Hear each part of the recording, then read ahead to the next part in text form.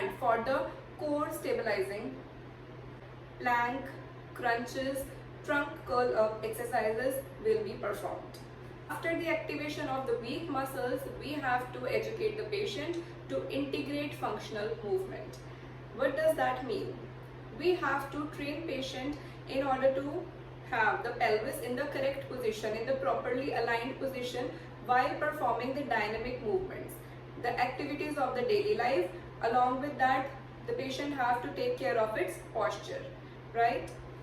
In order to do that, we have to train the patient to perform walk with posterior pelvic tilt, step up, step down with the proper pelvic alignment that the patient have to keep in mind while performing the dynamic movements. Okay, along with that, the patient can perform single leg squat, which is the progression of this activity. After gaining enough strength, we can move to lunges with weights, so that the patient can gain strength along with the correction of the pelvic alignment.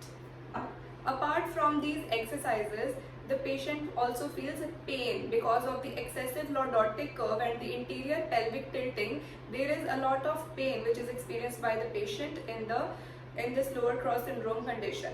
Okay, so in order to help the patient, we can educate them to lie down in the 90-90 hip and knee 90 degrees position and have hot fomentation in the low back area. Okay, they can have a hot pack on the low back area along with the leg positioning in the 90-90 position.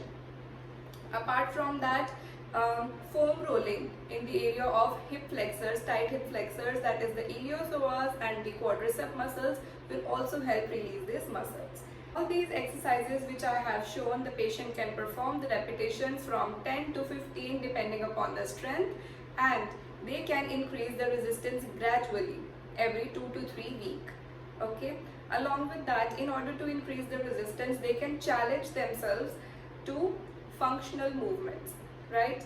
If they are able to perform step up and step down, they can move forward towards the lunges. If they are able to perform lunges, then they can use weights along with that.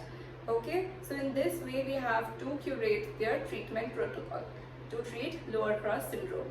I hope you got my points and the exercises must be clear to you now. Thank you and stay tuned for more videos.